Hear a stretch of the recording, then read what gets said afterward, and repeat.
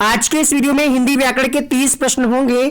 Test के तरीके से इस वीडियो को आप हल करिएगा, चेक करिए 30 प्रश्नों में आप कितने प्रश्नों का आंसर ठीक से दे पाते हैं। किसी भी ऐसी परीक्षा की तैयारी कर रहे हो जिसमें हिंदी व्याकरण से प्रश्न आते हैं तो इस टेस्ट को जरूर लगाएं और चेक करें अपनी तैयारी को। पहला प्रश्न आपके सामने, हिंदी किस भाषा परिवार की भाषा है? द्रविड़, आस्ट्रिक, भारोपी, चीनी, तिब्बती। 10 सेकेंड आपको मिलेगा आंसर करने के लिए। सही जवाब होगा यहाँ पे भारोपी परिवार की भाषा है हिंदी, विकल्प तीसरा सही होगा। हिंदी भाषा का जन्म हुआ है अपभ्रंश से, लौकिक संस्कृत से, पाली संस्कृत से या फिर वैदिक संस्कृत से। क्वेश्चन नंबर 2, हिंदी भाषा का जन्म हुआ है, आंसर होगा यहां पे अपभ्रंश से, इसलिए इसका पहला ऑप्शन करेक्ट होगा। हिंदी के अलावा कौन सी भाषा देवनागरी लिपि में लिखी जाती है? मराठी, गुजराती, सिंधी, उड़िया। संस्कृत अगर आप ढूंढ रहे हैं ऑप्शन में नहीं है।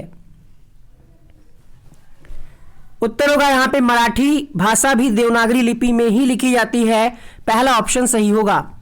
वर्तमान हिंदी का प्रचलित रूप क्या है? अवधी, खड़ी बोली, ब्रजभाषा, देवनागर।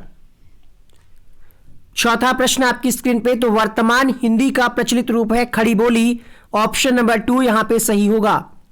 शुद्ध वर्तनी का चयन करिए। परिणति, परिणंति, यहां पे कौन सा शब्द सही लिखा हुआ है ये आपको बताना है क्वेश्चन नंबर 5 में। सही जवाब होगा यहां पे पहला ऑप्शन परिणति। शुद्ध वर्तनी वाला शब्द कौन सा है? सुसुप्ति लिखा हुआ है, पढ़ने में सभी आपको सुसुप्ति या सुसप्ति पढ़ने में आ रहे होंगे, शुद्ध वाला आपको पहचानना है। आंसर होगा यहां पे सुसुप्ति, ऑप्शन नंबर 4। अभिषेक का सही संधि विच्छेद क्या होगा? प्रश्न संख्या 7। उत्तर होगा अभि प्लस सेक, व्यंजन संधि यहां पे ऑप्शन नंबर 2 सही होगा। स्वर संधि के कितने भेद हैं? स्वर संधि के 5 भेद होते हैं। संधि कितने प्रकार की होती? 3 प्रकार की। स्वर संधि के 5 भेद होते हैं। कौन कौन से? तो दीर्घ स्वर संधि, गुण स्वर संधि, वृद्धि स्वर संधि और यड़ स्वर संधि और अयादि स्वर संधि।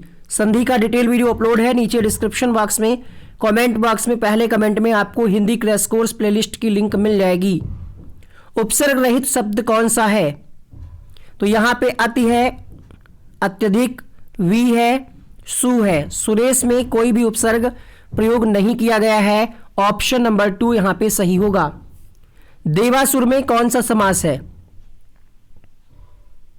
क्वेश्चन नंबर 10 आपके सामने, देव और असुर यहां पे द्वंद्व समास होगा। ये प्रश्न बहुत सारे बच्चे गलत करते हैं, तत्पुरुष लगा देते हैं, बट यहां पे आंसर होगा द्वंद्व समास। निम्नलिखित में से कौन सा देशज शब्द है? प्रश्न संख्या 11। लोटा जो है ये देशज शब्द है, ऑप्शन नंबर 4 सही होगा। कौन सा भाववाचक संज्ञा नहीं है? मिठाई, चतुराई, लड़ाई, उतराई। तो मिठास होता तो भाववाचक संज्ञा होता, मिठाई जो है ये भाववाचक संज्ञा नहीं है, ये एक पदार्थ है, द्रव्यवाचक में ये जाएगा आपका। अभिकारी शब्द होता है संज्ञा, सर्वनाम, विशेषण, अव्यय। क्वेश्चन नंबर 13, तो अव्यय शब्द जो होते हैं वो अभिकारी शब्द होते हैं, चौथा विकल्प यहां पे सही होगा। वारिद का पर्यायवाची शब्द क्या होगा? प्रश्न संख्या 14 आपके सामने, वारिद का पर्यायवाची शब्द क्या होगा? उत्तर होगा यहां पे बादल, चौथा विकल्प। स्थावर का विलोम शब्द क्या होगा? प्रश्न संख्या 15। स्थावर का विलोम होता है जंगम, ऑप्शन नंबर 4 सही होगा। सम्मुख का विलोम शब्द क्या होगा? प्रश्न संख्या 16। सम्मुख का विलोम होगा विमुख, ऑप्शन नंबर 2 सही होगा। जो पहले कभी ना हुआ हो उसे क्या कहेंगे? अभूतपूर्व कहेंगे या अद्भुत कहेंगे? देखिए अद्भुत नहीं कहेंगे, यहां पे अनुपम भी नहीं कहेंगे, जो पहले कभी ना हुआ हो। यहां पे जो आंसर की कह रही वो है अभूतपूर्व, इसका ऑप्शन नंबर 2 सही होगा। उसने कहा कि मैं मर जाऊंगा, ये किस प्रकार का वाक्य है? सरल वाक्य, मिश्र वाक्य, संयुक्त वाक्य, प्रश्नवाचक वाक्य। तो यहां पे की से ये दूसरा शब्द यहां पे जुड़ा है, उसने कहा मैं जाऊंगा, ये हो जाएगा आपका मिश्र वाक्य, दूसरा विकल्प सही होगा। अग्नि परीक्षा देने का अर्थ क्या होगा? 19वां प्रश्न, क्वेश्चन नंबर 19, अर्थात कठिन परिस्थिति में पढ़ना। पर उपदेश कुशल बहुतेरे, इसका अर्थ क्या होगा? क्वेश्चन नंबर 20, बिन मांगे सलाह देना, दूसरों को उपदेश देने को आसान समझना, बिना सोचे दूसरे की सलाह पर काम करना, दूसरों की बात को शीघ्र मान लेना। आंसर होगा यहाँ पे दूसरों को उपदेश देने को आसान समझना, दूसरा ऑप्शन यहाँ पे करेक्ट होगा। मखमली जूते मारना, इसका अर्थ क्या होगा? 21वां प्रश्न, तो मीठी मीठी बातों से लज्जित करना। शत्रु का पर्यायवाची शब्द क्या होगा? 22वां सवाल आपके सामने, शत्रु का पर्यायवाची होगा यहां पे अरि।